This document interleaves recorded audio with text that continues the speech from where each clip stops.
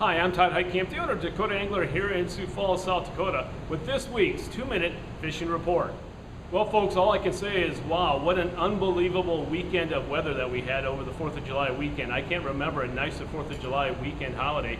Lighter winds, depending on where you're at, and low humidity. It's just a really nice weekend.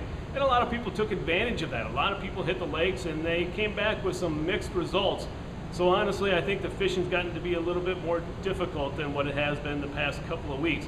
But guys, still had some decent success on some of the area lakes up in the northeastern part as well as down the southeast part of the state. Some of those lakes include Bitter, a lot of 14 to 16 inch walleyes being caught up there. Wabe, Indian Springs, Dry Lake by Florence, Horseshoe have all been producing a few walleyes, and then also the Trophy Lake reeds. Guys have been catching and releasing a lot of the fish there, nothing big enough to bring back home. Down the southeastern part of the state, lakes that have been doing really well the past couple of days include Dry Lake by Willow Lake, Ponset, a lot of 14 to 15 inch fish being caught there, so you got to sort quite a bit. And then also 81 ponds. Some of the other lakes like Thompson, Sinai, Albert, and Oakwood have slowed up the past week. Other lakes like Twin Lake, the Trophy Lake, Vermilion, Island have been producing a few walleyes depending on the day. What have guys been using? A lot of live bait rigs like pulling bottom bouncers and spinners, and then also guys have been switching over now to pulling plugs. And then as far as the panfish bite is concerned, a lot of guys are going out there looking for the perch and crappie as well as the bluegill. Crappie are being found at Thompson, Sinai, Ponset, Pickerel, as well as Brant. And then the bluegill are being caught at Alvin, Pahoja, Buffalo, as well as Enemy Swim, and then perch is starting to take off. It's just kind of mixed results right now, but Big Stone as well as Ponset. Folks, this week we're going to talk about pulling plugs and the use of line counters on how it can really improve your success when you are pulling plugs. Now, anyone can pull plugs. There's all kinds of plugs, and you can see it behind me by Rapala, from Berkeley, you name it, they're out there.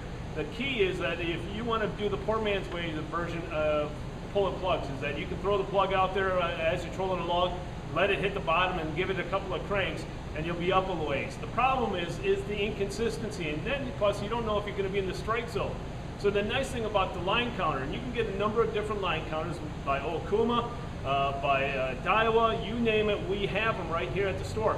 The nice thing about the line counter is that you'll know exactly how much line is let out, and so you're at the same spot all the time. The key, consistency. You can also check out, based upon the size line or the diameter line that you're using at that point in time, and also the plug, you can get some dive rating curves to let you know that you have to let out this amount of line to be this deep. That will improve your success so that you can adjust your depth based upon your success and based upon how much line you're letting out. So line counters are critical for when you're out there pulling plugs to make sure that you're maximizing the potential of putting as many fish in the live well as possible. We have a number of line counters here at the store, a number of trolling combos set up with line counters and the rods, anywhere from 5, 10, 12-foot rods, you name it, we have them. So if you have more questions about line counting, make sure you stop by here at the store and we'll definitely show you what it's all about. Now it's time to take a look at a few photos that you sent in to me this past week.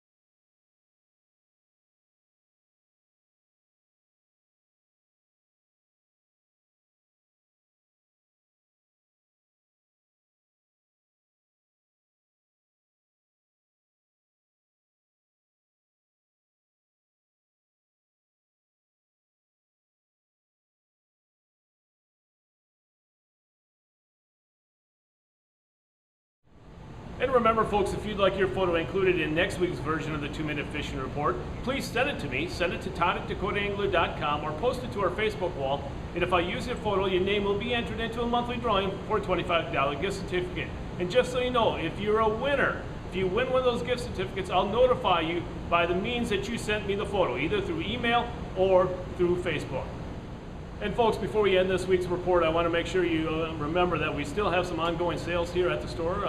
Select rods and combos are 20% off. Tackle boxes are also on sale. So swing on by here and take a look at what we have for you. And if we don't have it, we'll order it for you absolutely free, and it only takes 2 days to get back into the store.